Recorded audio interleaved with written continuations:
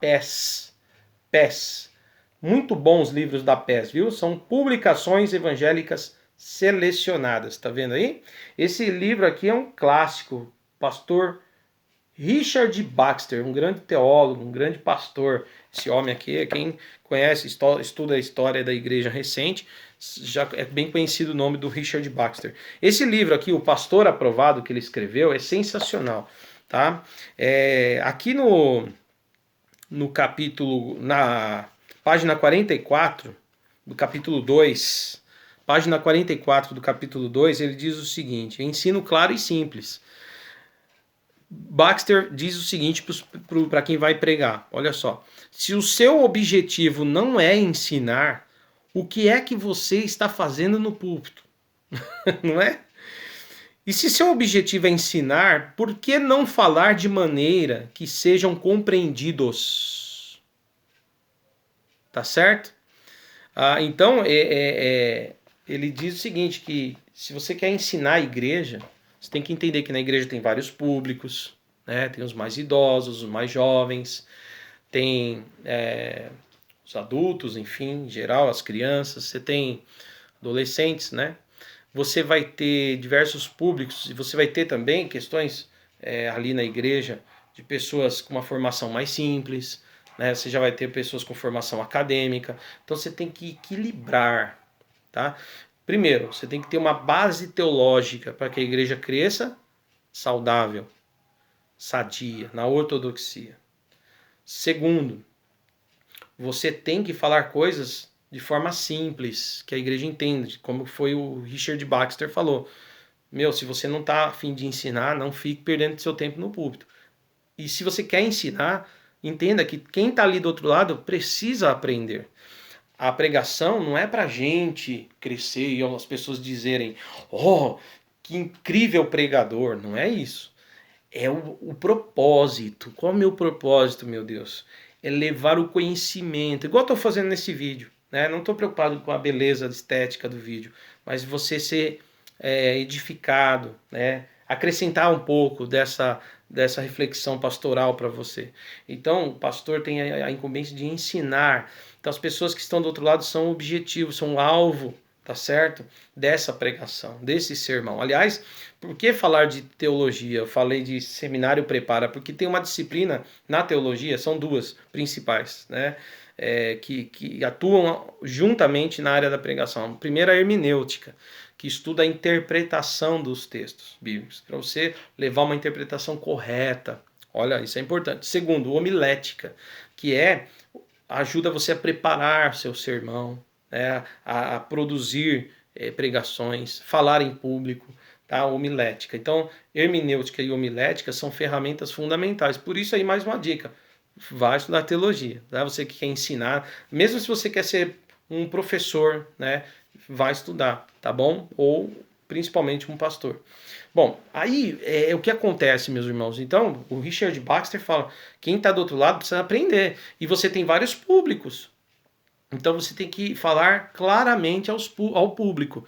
Então a teologia ela tem que ser resgatada, mas pregar também com graça, tá bom? Pregar um conteúdo sólido, eficiente, eficaz, mas bíblico, né? Mas com o olhar de ensinar, um ensinador, de transmitir a verdade para que as pessoas a compreendam, tá?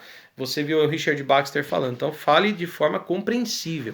Aliás, no meu livro, voltando aqui para o meu livro de novo, eu cito o Baxter nesse livro, né? Mas eu falo aqui também dos sermões, tá? Eu acho que é fundamental essa questão dos sermões na igreja, e eu faço aqui também uma observação que eu julgo ser importante, tá? Eu julgo ser importante essa observação. Aqui no capítulo 8 do meu livro, né? Aqui, ó, Ministério Pastoral, Pastor David Domenicali. No capítulo 8 eu falo sobre sermões. Tá vendo aí? Capítulo 8 eu falo sobre sermões. Aqui na página 39. Então, eu começo assim, dizendo: ó, somos homens que pregam para os mesmos ouvintes praticamente quase todos os cultos. Eu estou em Portal das Laranjeiras, irmãos, vai fazer agora 7 anos. né? Desde que implantamos a igreja aqui, com a bênção da igreja de Perus, aqui em Laranjeiras, na cidade de Caieiras. Estou há 7 anos pastoreando essa igreja e prego para o mesmo público praticamente, né? Entre uns que saíram e outros que chegaram, mas tem aqueles que permanecem. Nós temos que pregar direto, toda semana para eles, né? Então, 7 anos, né? Então diz aqui, somos homens que pregam para os mesmos ouvintes em praticamente quase todos os cultos. Para tornar nossos sermões relevantes, precisamos. O que a gente precisa para que o nosso sermão continue relevante? E que Deus me ajude. Eu estou falando aqui, o pessoal vai assistir. Eu espero em Deus que eu corresponda àquilo que eu estou falando aqui nesse vídeo, tá? Em nome de Jesus. Ô, papai, me ajuda. Mas vamos lá. Então, o que precisa? Saber a necessidade da igreja. O pastor não pode pregar dando um tiro no escuro. Ele tem que acompanhar a vida do rebanho e saber o que é que ele está falando para o rebanho. Tá bom? Então, número 1, saber a necessidade da igreja. Número 2, estudar mais as Sagradas Escrituras. Como eu já vinha dizendo antes, tá? Bíblia é leitura obrigatória. Tá bom? 3, orar com fé e humildade, pedindo a Deus a inspiração para pregar e o poder do Espírito Santo para tocar os corações e mentes daqueles que nos ouvem. Por quê? Porque a gente prega, mas é só o Espírito Santo para fazer essa mensagem chegar lá no coração e acender uma chama lá naquele coração. Então a gente tem que pedir essa ajuda do Espírito Santo, tá? 4, fazer o uso da teologia como ferramenta, incluindo a homilética e hermenêutica, como eu já havia dito, tá? Então está aqui na página 39 do meu livro, Sermões. E eu continuo aqui ainda, olha só que interessante. Posto esses itens, partimos agora para 3 questões essenciais, a fim de que venhamos obter uma pregação eficaz. A primeira é que devemos levar mensagens simples, de fácil compreensão à igreja. Precisamos conhecer bem o rebanho e ver qual a sua necessidade. Olha isso agora, irmãos. Existem muitos pastores que erram neste ponto. Pregam um sermão simples e fácil de compreender, porém com um assunto totalmente irrelevante para o momento. Ou seja, tem pregações que são boas, mas para o momento que a igreja vive, às vezes, não tem relevância nenhuma. Lembre-se, você está não só ensinando, mas está também alimentando o rebanho. Ele tem fome de quê? Preste bem atenção, ele precisa de quê? Tá? Outros pregam um tema relevante, porém de modo complexo, dificultando a compreensão daqueles que ouvem. Tem outros que falam de coisas que a igreja está precisando ouvir. Naquele momento a igreja está passando por uma situação e aquele sermão é para encorajar a igreja, para edificar a igreja. Ele é importante, ele é relevante. Tem tudo a ver com a vida da igreja, porém o pregador transmite de forma muito complexa, dificultando a compreensão daqueles que ouvem.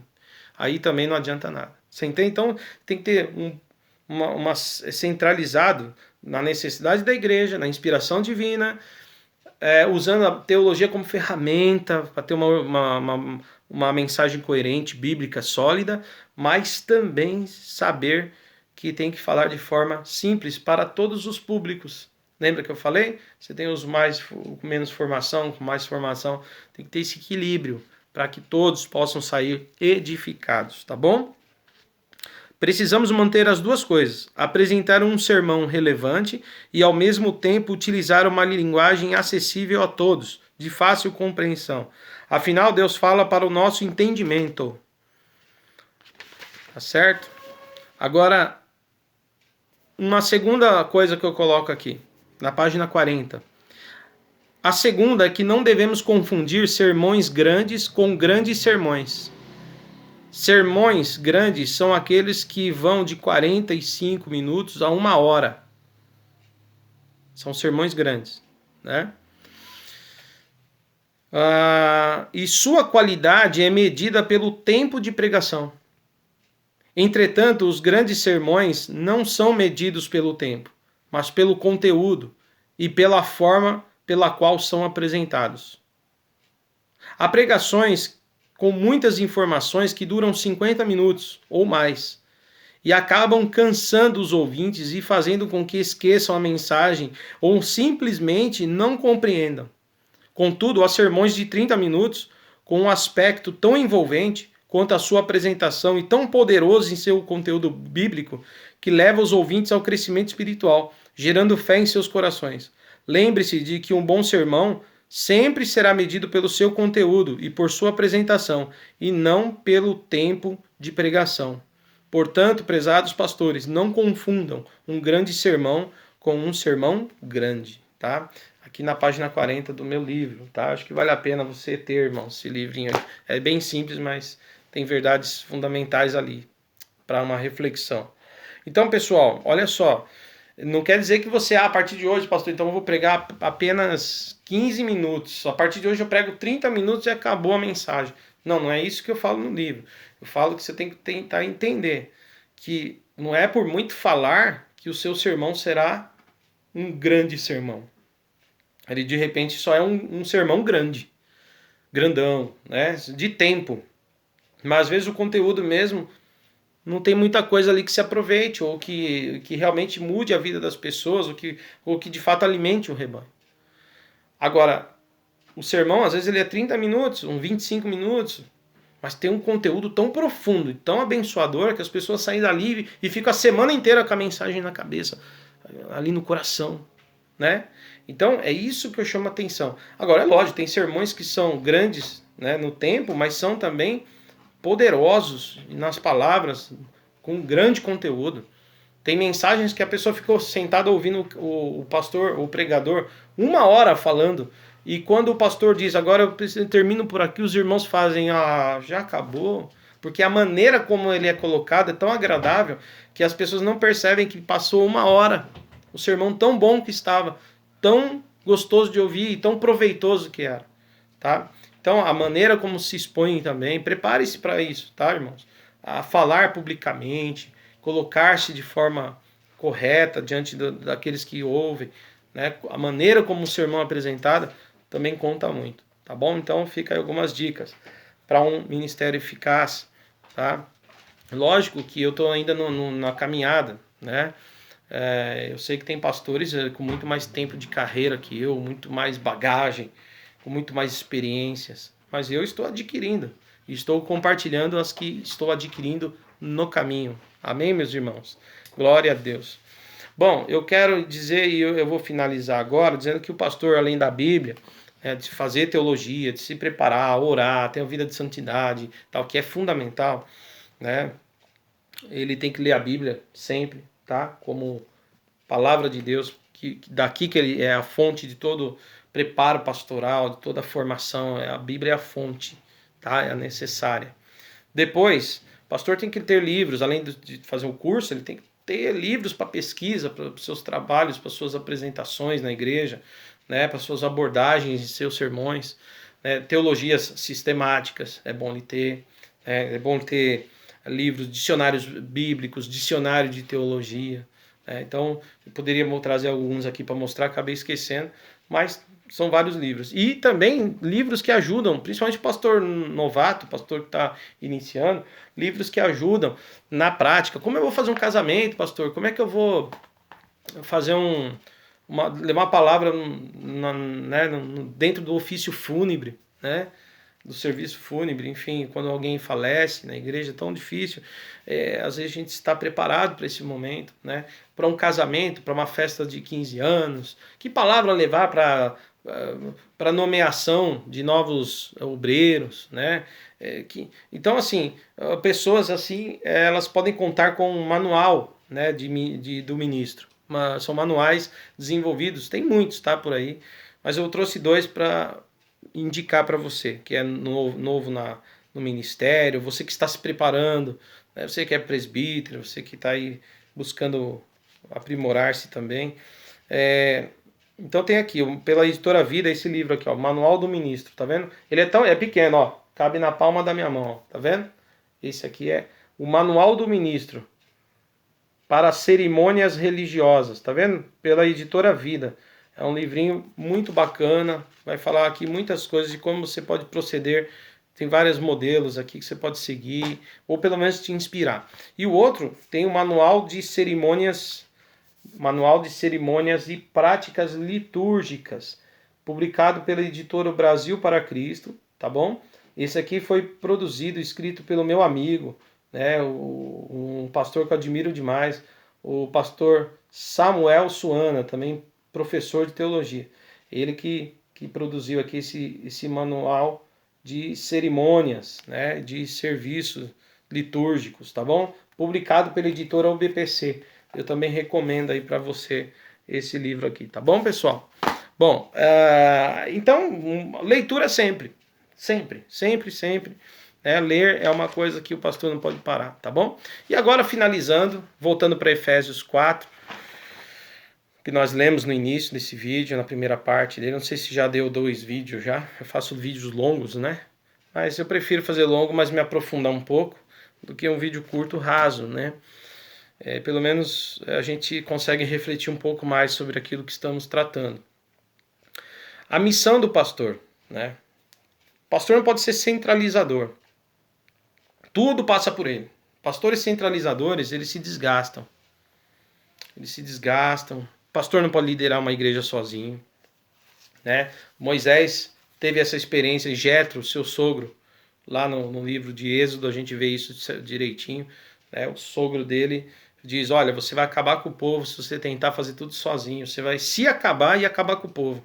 Você precisa nomear pessoas capazes, pessoas que têm condição de liderar grupos, e eles vão te ajudar nesse negócio, na liderança. Então o pastor precisa de gente com ele. Só que essa gente que está com o pastor, que são pessoas levantadas por Deus também, cada um na sua área.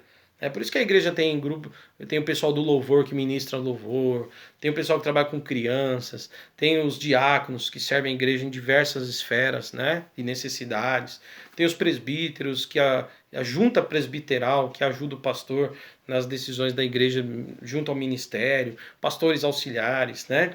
Você tem um monte de gente aí, pessoal da técnica do som, né? Hoje tem gente que ajuda até a divulgar o nome da igreja, gente que cria mídia, né?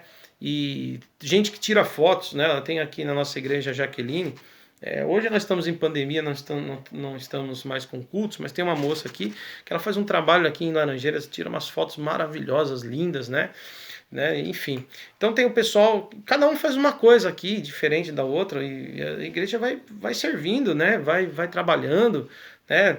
Tem uns irmãos aqui que me ajudam, de vez em quando eles criam uma obra social aqui bem legal, e a gente abraça a obra social com eles e vamos para cima, enfim. Então, ó, é importante saber, irmãos, que o pastor não pode ser centralizador, né? Por exemplo, eu particularmente, tá? Se eu chegar lá na igreja amanhã, a irmã falar, pastor, eu queria pôr um vaso de planta ali e tal, o que o senhor acha? Eu posso falar, você já conversou com as irmãs, né? Elas acham legal? Sim. Se todo mundo concorda, pode pôr lá o vaso de planta, né? Tem pastor que bate no peito e fala, não, ali não é legal o vaso de planta, eu não quero, não deixo. Né? Então, mesmo que o grupo das irmãs acha legal, o pastor diz, não, acabou. É centralizado, né? O pastor que diz que cor tem que ser a parede da igreja, como é que ele quer o piso, parece que a igreja é dele, é ele que projeta. E eu quero dizer, irmão, se tiver alguém assim, eu vou falar com todas as letras, você não age de forma correta. Porque você não deixa as pessoas servirem naquilo que elas foram chamadas para servir. Elas também têm ideias, elas também têm desejos, vontades de servir, dar o seu melhor na sua forma de expressão, tá? Particular também. Então, o pastor tem que cuidar da Bíblia, do ensino, da doutrina, e ver se a igreja está caminhando para a fé, para o crescimento, e está fazendo a obra de missões, evangelização. O pastor tem que se preocupar com essas coisas e deixar o pessoal servir junto, cada um na sua expressão, né? Eu sei que tem igreja que trabalha na liturgia da igreja, tem hinos que tem que ser cantados de acordo com a pregação. Hinos já selecionados. A igreja histórica, tradicional, ela faz isso, né? Ela já seleciona as músicas que vão estar dentro daquilo que o pastor vai falar, né? Aí tudo bem, né? Mas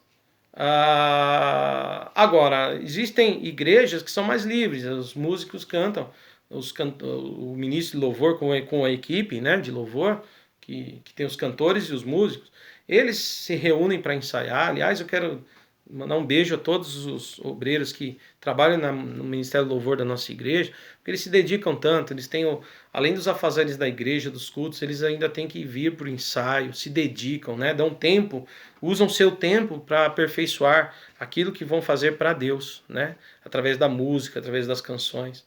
E para servir a igreja também, claro. Então eles se dedicam. Então Deus abençoe os músicos aqui da nossa igreja, tá? Com todo o amor e carinho, que Deus os abençoe. Então, os irmãos já se doam tanto, e na nossa igreja, como muitas igrejas, nós não acompanhamos o tema litúrgico para as músicas.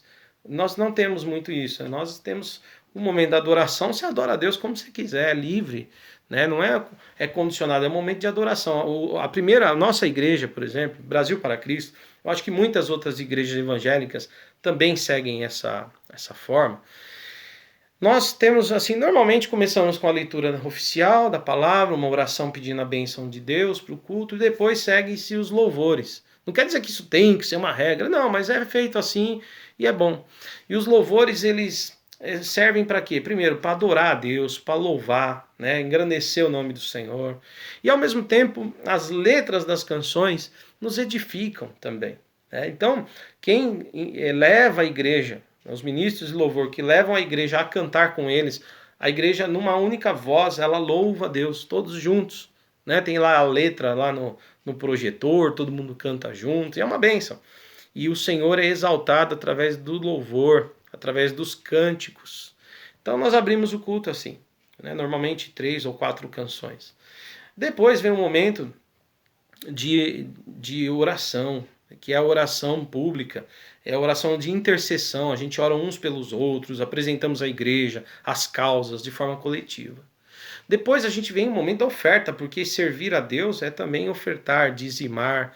Não abandone, tá, o trabalho da sua igreja. Tenha muito amor e carinho pelo serviço da igreja, é fundamental. Então os irmãos levam ali também sua oferta, né, seu dízimo, sua contribuição financeira, colocam no gasofilácio e depois a gente faz uma oração consagrando a Deus aquele valor, apresentando a Deus e pedindo a Deus a bênção também sobre o seu povo. Tá?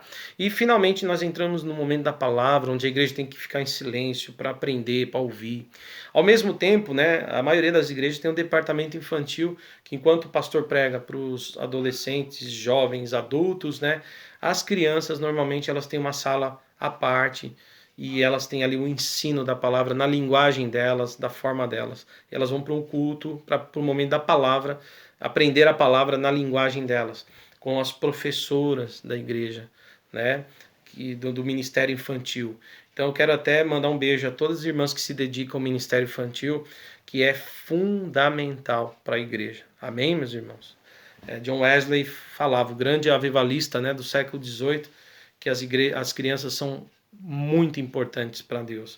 Não somente ele, né, o Charles Spurgeon também, inclusive, escreveu um livro falando sobre o trabalho com as crianças, né? Então esses homens também se preocupavam com o ministério infantil, assim como o próprio Jesus, que pegou as crianças no seu colo e disse: deixai vir a mim os pequeninos, né? Deles é o reino de Deus. Então louva a Deus pelo trabalho infantil, que Deus abençoe todas as irmãs e irmãos que se dedicam com esse ministério maravilhoso. Ali é a semente sendo plantada no coração das crianças, tá bom? Que no tempo vai produzir os frutos necessários. Tenham isso em mente, tá? Em nome de Jesus. Então aí é o momento da pregação, lá na sala das crianças para elas e na igreja, com todos os adultos, adolescentes, a pregação, né? Então a igreja ela faz isso e esse é o formato. Depois encerra com oração, bênção apostólica, avisos, né? E bênção apostólica, tá certo? Agora, é legal que os músicos, poxa, é eles que vão lá ensaiar, é eles que vão se dedicar, então eu deixo que eles escolham suas músicas, né? Sempre falo para eles que levem a sério. O ministro do louvor sempre tem uma conversa com o ministro do louvor, que é ele que coordena esse grupo, que ele leve os irmãos a uma oração, a uma reflexão bíblica, trabalhe com seriedade na presença do Senhor e deixe os irmãos fazer essa obra. Deixa eles orarem, Deus pôr no coração deles ali, ou eles darem para Deus o que o coração deles quer ofertar ao Senhor, né? E aí a igreja canta junto. Amém? O pastor só deve interferir quando tem alguma coisa de heresia no meio, quando está tendo algum problema absurdo, né? Aí o pastor vem e intervém. Ele chama de canto, ministro, louvor, e fala, mas que música é essa, irmão? Né? Ô, irmão, isso não, tal. Enfim, eu não quero aqui entrar também nas questões alheias, que cada igreja tem a sua forma, método, mas só para os irmãos entenderem. Dá espaço, amém, meus irmãos, para a igreja trabalhar e não seja, se você é ministro, começando o ministério, se você quer ser um pastor, olha, na tua ação como pastor, não seja centralizador. Dá liberdade, espaço para esses irmãos trabalharem em nome de Jesus. Amém? Não fica se apegando a tudo, colocando a tua visão em tudo, que não é bem assim que funciona. Tá bom? Bom, então o pastor não pode ser centralizador, e ele não é dono do rebanho. A epístola de Pedro diz isso lá na carta. Pedro fala, ó, eu também sou um presbítero, né, também sou pastor, mas nós não somos donos do rebanho. Pedro deixa isso bem claro na sua epístola na Bíblia Sagrada. Então nós não somos donos do rebanho, somos exemplos do rebanho. Então o pastor serve como exemplo, aquele homem que as pessoas olham para ele e falam, poxa, que homem de caridade, de amor, de zelo, de devoção, de santidade.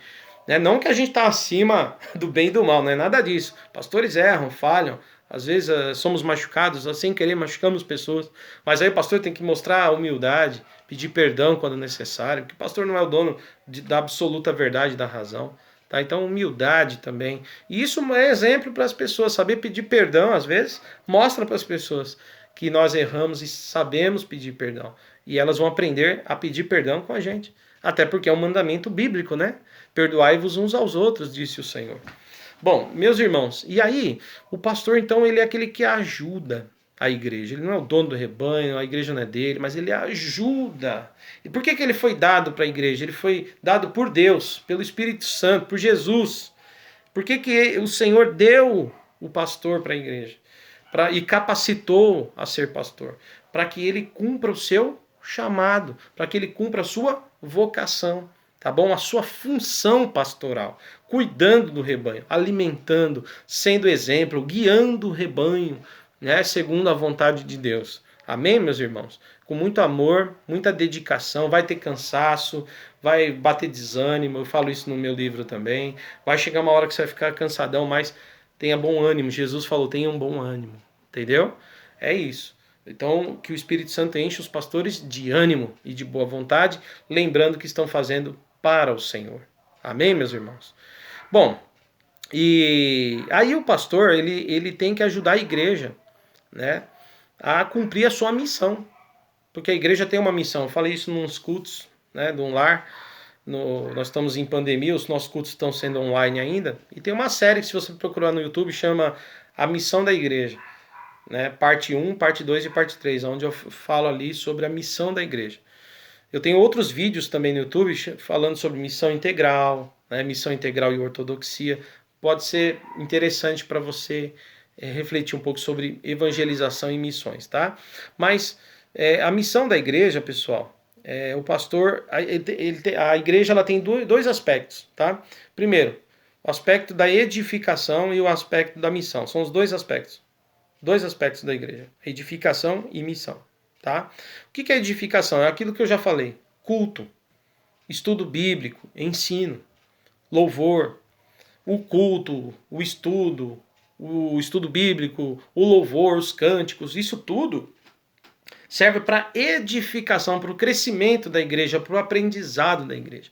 Além de ser a expressão de fé e de adoração, tá certo? Tudo isso está na edificação da igreja. Ela cresce em fé, em conhecimento, em graça, em amor, através dessas reuniões e dessas atividades. Agora, a igreja não é só edificação, ela é também missão. E qual que é a missão da igreja para o mundo? Né? Ela tem na missão da igreja tem dois aspectos: visão missionária ou visão missional e visão pastoral. Porque a igreja tem que ter uma visão pastoral. O que é a visão pastoral? É a visão do cuidado. Quando uma igreja amadurece, ela passa a cuidar um do outro. Um irmão a cuidar do outro. Tá? Se preocupar um com o outro. Essa visão do cuidado uns com os outros. O pastor que conseguir levar isso para toda a igreja, ele está cumprindo com êxito o seu chamado. Que Deus nos ajude, né, irmãos? Porque isso não é fácil, tá? Então, levar a igreja com uma visão pastoral, do cuidado, do zelo, do amor, tá? Da preocupação com os irmãos, uns com os outros. Isso não pode ser perdido. É uma missão. O pastor tem que ajudar a igreja a fazer isso, a realizar isso. Bom, e a visão missional. Porque a igreja pode ser uma igreja que se edifica, mas não cumpre missão. Porque a missão da igreja qual que é? Jesus, depois que ressuscitou, deu testemunho da ressurreição, né? Depois de 40 dias fazendo isso, ele sobe para o céu. Ele é ascendido aos céus, conforme está escrito, né? No Evangelho, lá no Evangelho de Lucas, Atos dos Apóstolos, você vê isso aí, né? Mateus 28, né? Você vê isso aí. E em Mateus 28, inclusive, o que é que Jesus fala? Ele dá a última palavra para a igreja, a instrução final para a igreja. Qual que é? Ó, eu vou subir para o Pai agora, é o seguinte: ide, fazei discípulos de todas as nações, batizando-os em nome do Pai, do Filho e do Espírito Santo, e ensinando-os a guardar tudo o que eu vos ordenei. Ide e fazei discípulos. Então, a igreja ela tem que cumprir a sua missão. Então tem igreja que quando não faz evangelização, não faz missão, seja missão urbana na cidade em que você está, seja, né, missão local, ou seja missão transcultural, que é sair do país, não importa. Se uma igreja não faz missão, se ela não faz evangelização, se ela não promove como um braço para evangelização ações sociais que ajudam o processo da evangelização, se ela não se mexe, não se envolve com isso, ela é uma igreja que só tem edificação, mas não cumpre a sua missão, porque ela não faz missões, tá certo? Então nós temos que ter as duas coisas, edificação e missão, tá? As duas coisas a igreja precisa, e o pastor tem a função de levar essa visão para a igreja, para que a igreja verdadeiramente cumpra o seu papel. Qual que é o papel da igreja no mundo? Ser luz do mundo e sal da terra. É o papel dos discípulos de Jesus, da igreja. Amém, meus irmãos? Para finalizar, quero falar até da história da escola bíblica dominical, né? E nós, aqui em Laranjeiras, nós não temos a escola bíblica dominical. Nós temos outras reuniões que fazemos estudos bíblicos. Mas alguém vai dizer, por que surgiu aí? Quando surgiu a escola dominical? Por quê? Ela surge de uma visão missionária da igreja. A escola dominical não é uma coisa que sempre existiu, não. A escola dominical, ela surge na época da Revolução Industrial, né? Lá em meados do século XVIII. A partir daí para frente. Na Inglaterra, quem que fez isso? Quem que foi o apoiador desse trabalho? O grande pregador metodista John Wesley, isso mesmo. Ele é um dos precursores, né, do apoio, da implantação de escola dominical. Mas a escola dominical, não pense você que ela surgiu para que os irmãos aprofundassem seus conhecimentos na Bíblia. Não, porque a igreja já fazia isso.